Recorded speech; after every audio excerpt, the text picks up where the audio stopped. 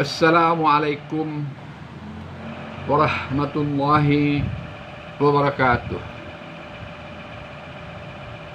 Yang hormati angku niak mama nanggadang besar betuah, angku imam khatib, para ulama, suluh bendang dalam negari, ibu-ibu pondok kandung, limpapeh rumah nanggadang,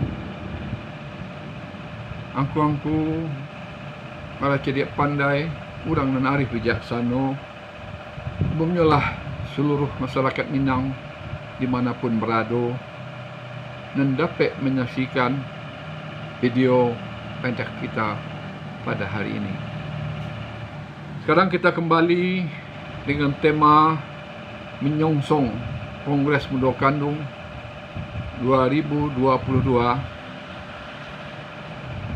Seperti telah kita saksikan di flyer yang beredar di media sosial, bahwa beberapa hari lagi akan dilaksanakan Kongres Pondok Kandung Sedunia 2022,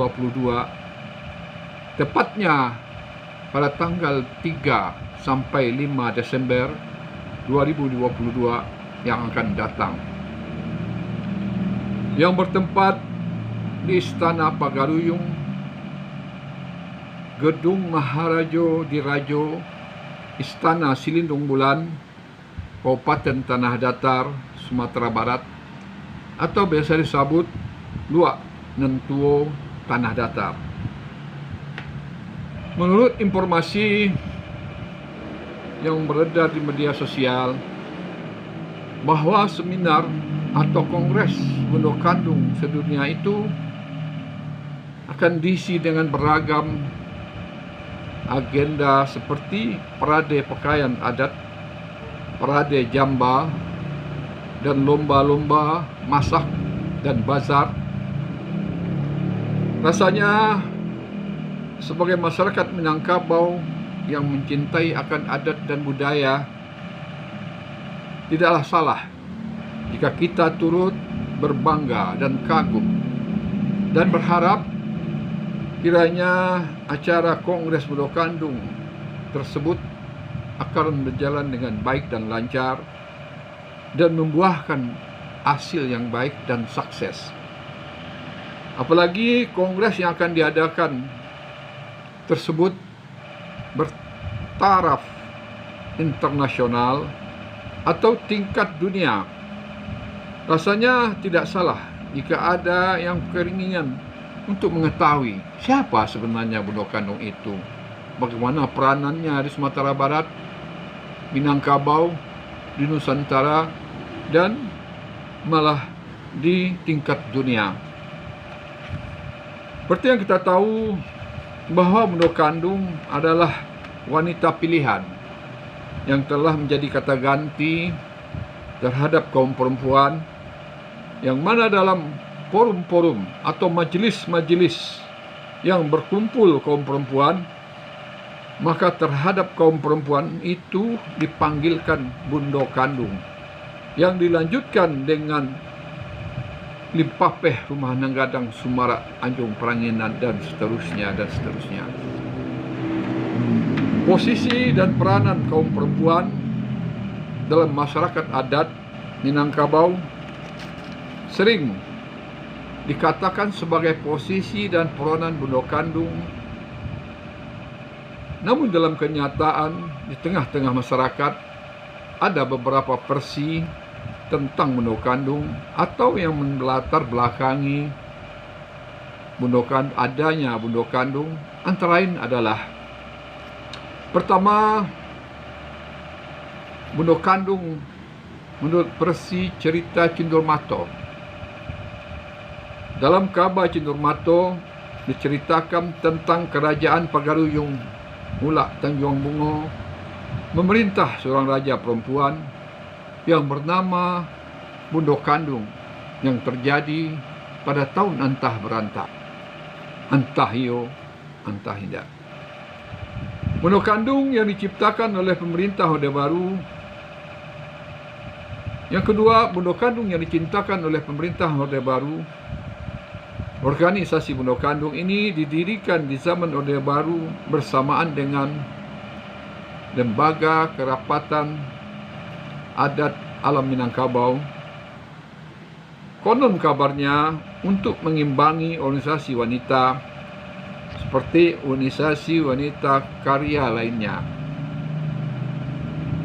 Yang ketiga adalah bunuh kandung menurut versi adat Minangkabau. Sebagaimana telah disebutkan dalam Lipapeh Rumah Nenggadang, Sumara Anjung Paranginan, urang panggalak jago lalu, panyuko dialek datang. Kau litak nang kamagi nasi, awih nang kamagi haya, kau unduang-unduang ke Madinah, ke payung panji ke besar. Kau itu tempat meniat, kau mati tempat penasa. Maka sehubungan dengan itu, rasanya kita dengan kebanggaan kita dan berharap bahwa acara ini akan sukses. Namun kita ingin bertanya, bunuh kandung yang mana yang mau kongres pada tanggal 3 dan 5 yang akan datang? Karena setelah dikatakan tadi ada 3. Pertama, kisah Cundomato. Kedua, yang dihadakan oleh pemerintah. Ketiga adalah bunuh kandung versi adat Minangkabau. Jika bunuh kandung menurut Cundomato, dia bukanlah sebagai organisasi, dia adalah seorang raja. Raja yang bijaksana, yang adil, yang demokrasi. Dan jika bunuh kandung yang diciptakan oleh pemerintahan Orde Baru, dia merupakan suatu organisasi, tapi seakan-akan tidak ada kaitannya dengan suku-suku atau kaum di negari, sehingga mereka adalah organisasi yang titik dari atas. Jika bunuh kandung yang disebutkan dalam fatwa adat Lipapeh Rumah Nenggadang, Sumara Anjung Paranginan, yang dikisahkan dalam organisasi hanya satu orang. Dia bukanlah organisasi. Dan bunuh kandung itu hanya satu orang yang merupakan wanita pilihan. Satu orang dalam satu kaum. Dan itu pun juga sudah agak susah kita mencari di mana dan bagaimana mengumpulkannya. Jadi itulah harapan. Kita berharap semoga acara kongres akan berjalan dengan baik dan lancar, dapatkan hasil yang baik, sukses. Dan kita mohon jawaban dari para pelaksana atau panitia atau tokoh-tokoh bunuh kandung yang ada di Sumatera Barat atau di Minangkabau. Itulah saja yang dapat disampaikan dalam kesempatan ini. Jika talantak sebab kananya, jika talantung sebab keturun, manusia bersifat khilaf, mohon maaf. Terima kasih atas semua perhatian. Mohon maaf bila ada kesalahan. Wabillahi taufik wal hidayah. Wassalamualaikum warahmatullahi wabarakatuh.